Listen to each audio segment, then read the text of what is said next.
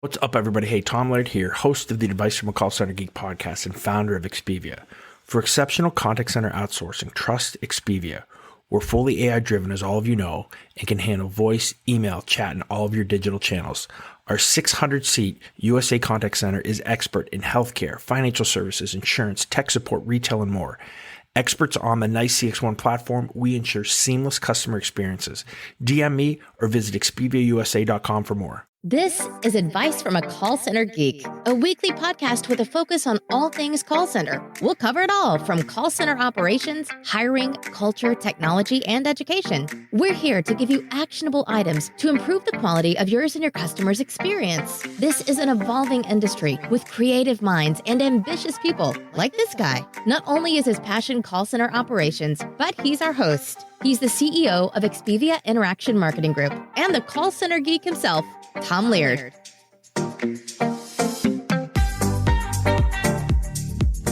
What's up, Geek Nation? How we doing? This is Tom Laird, CEO of Expivia Interaction Marketing. Welcome to another episode of Advice from a Call Center Geek, the call center and contact center podcast where we're trying to improve the overall customer experience, improve the agent experience, just improve the overall running and operation of your contact center and your customer service teams. What's going on? How's everybody doing? Hope you had a good Halloween. On to November. Got that clock set back an hour, which I think I kind of needed after having two little guys running all over the place on sugar highs from Halloween. So yeah, pretty cool. It's beautiful outside right now. I don't know where it is, where you guys are, but I kind of needed some of this after, I guess everything that's going on election-wise right now, whether you vote one way or the other, you have to admit it's a headache. So maybe it's hopefully you can listen to this episode and maybe it'll take your mind off of some of the chaos, I guess, that's going on. But hey, what I want to talk to you guys about today, I'm starting my planning with my teams here for 2021. We're starting budgeting talks as well of what technologies do we think, we want to really get into. We've already started some of that, but, now we're really at the point where it's time to make some really hard decisions or hardcore decisions. So I wanted to kind of give you guys some, 5 thoughts that that are going through our head as we're going through this process, and kind of maybe give you some insights into what I think and where we think the industry is going here in the next, let's say 12 to 18 months, so that we're kind of prepared for that as it's happening. So here's my 5, customer service and call center trends to kind of keep an eye out for here in 2021. Number 1, and I think you guys have heard me talk about this, but it's real-time transcription, right? It's using the Google Dialogflows to really enhance, from an AI perspective, the agent engagement, also the actual service that they're giving, the information that they're giving, right? This is how AI is affecting the contact center. It's not at the point where it's taking over with natural speech, right? And just having a robot talk to a human.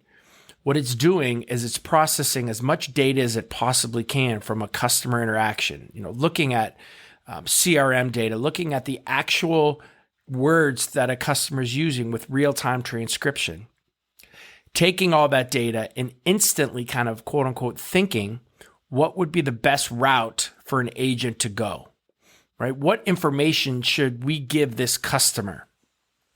What information do we need to remind the agent, right, to not forget? I see this a lot with cross-sell, upsell, right? We used to work for a large financial services organization. And when I say large, like number 1 or number 2 in the world, huge, right? And so you can kind of probably guess who that was, but I probably shouldn't say their name on the podcast.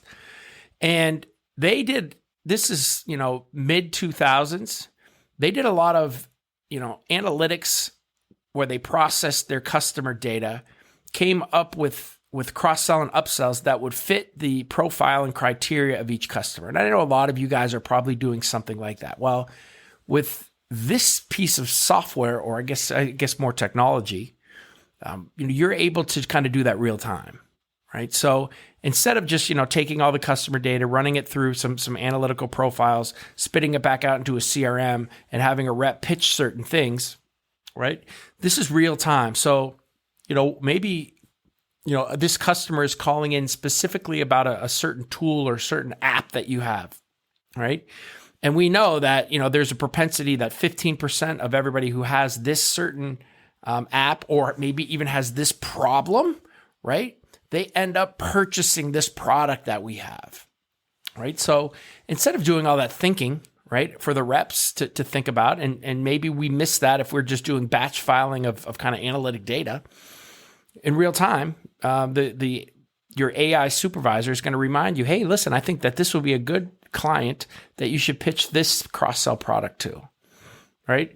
When a customer calls in and something's down, to instantly pop up the information that customer's talking about, right? And be able to have the rep click on that without having to search for it or really look deeper into it. It's almost like your KMS system, virtual, right, and online and talking back to you. So again, I think that's a huge piece of how AI is affecting the contact center, and it's a huge piece of what we here at Expivia are going to be getting into.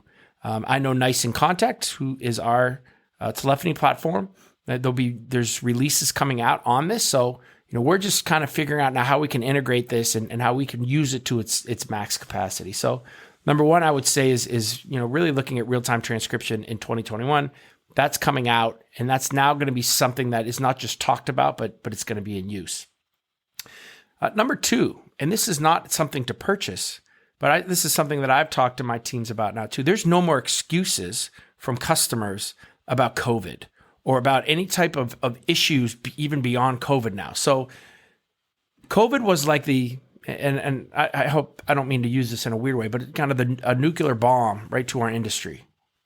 And it was almost the worst case scenario for contact center operation, globally.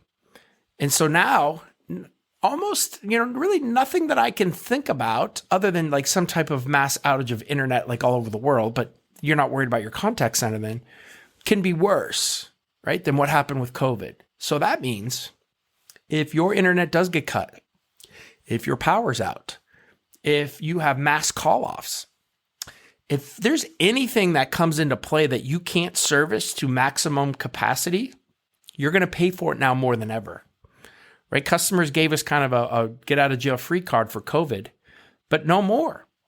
So there can be really no excuses. So if you are thinking, man, I hope, something like this doesn't really happen. Maybe we're not in the cloud or we don't have the technology to really do at home really well. You need to invest in it, right? Because this is a not going away thing. And again, I'm not telling you guys anything here you don't know, but maybe pushing some of you who are kind of on the edge, like, do we spend the money, do we not? You should, and you need to, because again, there's no more excuses.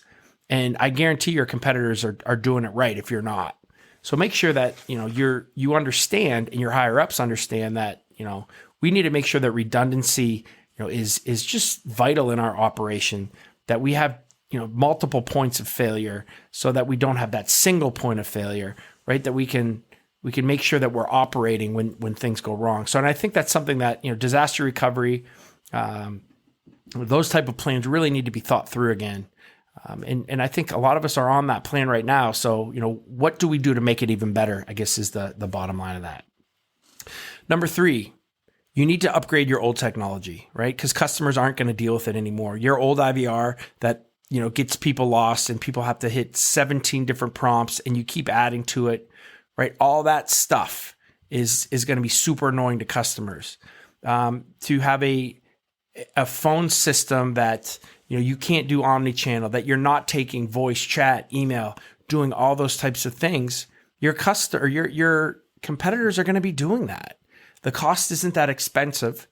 But if you're relying on old technology, if you are using right now, if you're listening to this podcast, and I know it's probably 20% of you. So there's a lot of you listening, probably 200 people that are going to listen to this episode. We get about 1,000 downloads per episode. So about 200 of you, I guarantee you have an office phone system, right? Or a UCaaS system, and you're trying to do whatever you possibly can to make that your CCaaS system or your contact center. right? And you're running into issues, and you're running into reporting issues, and you're not even sure how many people are in queue, and you don't really have a good handle on the operation, right? This is 2021, and you guys are going to definitely start to lose market share. You're going to lose customers, especially now that we're on this path after COVID of self-service, of streamlined technologies, of at home, of cloud, right? So before, where you may be able to have gotten away with it, there's a lot of investment going on in the industry, right? And the companies with old technology are going to stand out like a sore thumb. So you have to make sure that you're looking at that.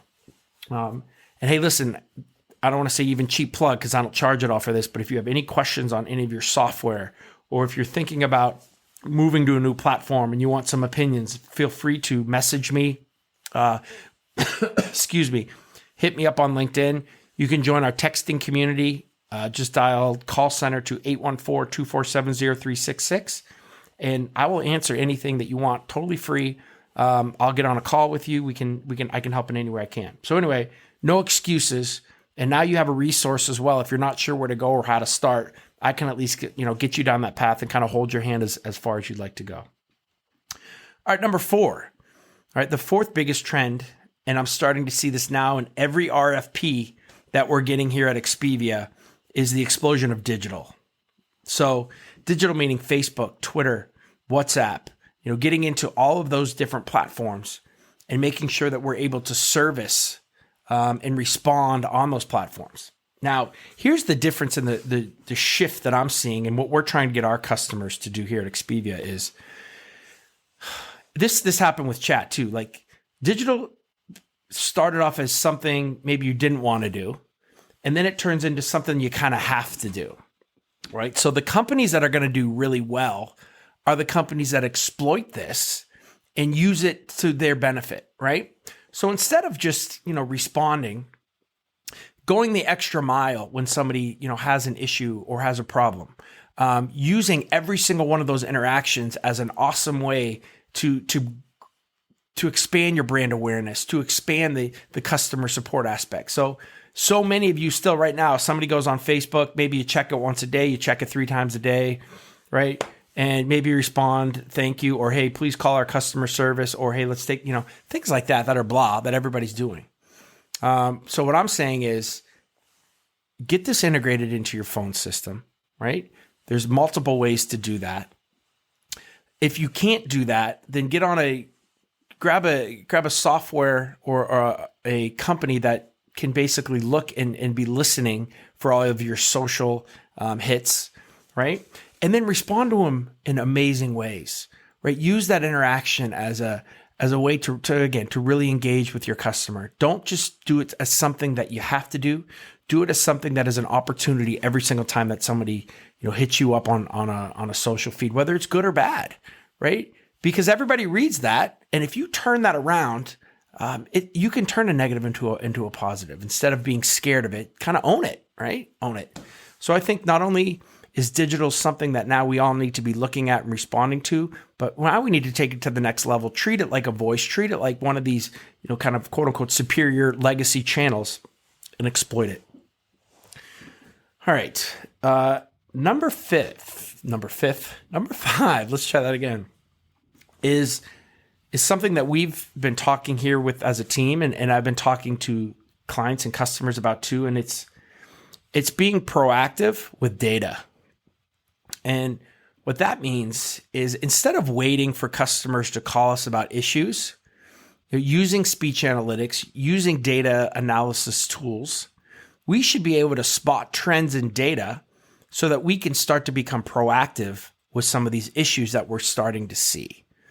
So, for example, if we're getting multiple calls and maybe, an email that was supposed to be sent right after somebody signs up, that they get a form, right? They're not receiving that email, right? And let's say, we're starting to see that in analytics, that it's a percentage of calls. It's 2%, it's 3%, it's 4% of calls, right?